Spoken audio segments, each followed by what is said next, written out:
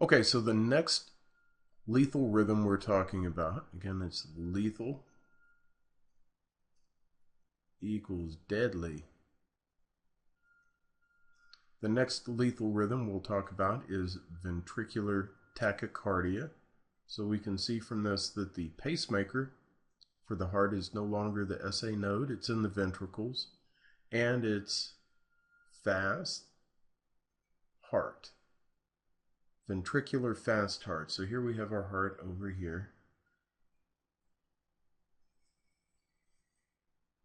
And let's see, I have to divide it up into its chambers.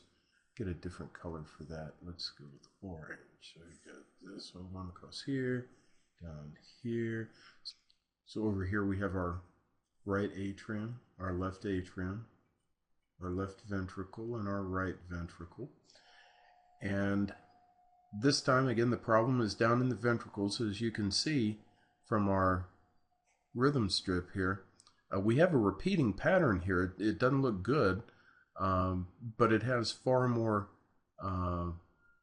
of a pattern to it than did the ventricular fibrillation. And the reason for that is easy to understand. Some guy over here has decided that he is the pacemaker, and so he's going to send his signals out.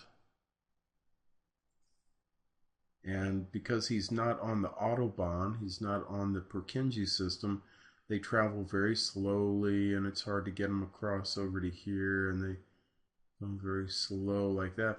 And we know if this is a graph, that this part would be time. And so we can see that this takes a long time to complete each one of these instead of that we have a little P wave, QRS, and a T. Instead of this nice narrow QRS, we have this humongous QRS, and it's got this pattern to it that goes like this. There's no P wave because the atria are just not involved. They're not doing anything. They're just kind of hanging out. And the bottom again is beating. If this is slow enough, so if you have a Vtach that is like this, you actually may pump some blood out. If you have Vtach that is more like this, so it is quicker, it's more narrow.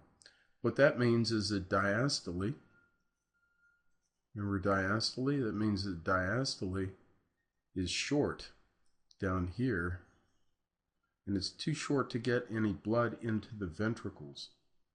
So although they're beating, they're not pushing anything out. Cardiac output equals 0. Now if diastole is somewhat longer, if the heart is beating slower, say at about 150 beats per minute,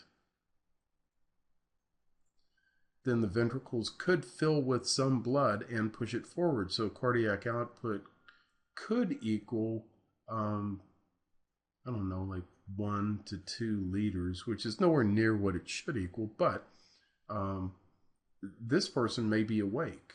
This person looks like they're in VFib. They're just totally unresponsive. Okay, so that is our second lethal rhythm, ventricular tachycardia.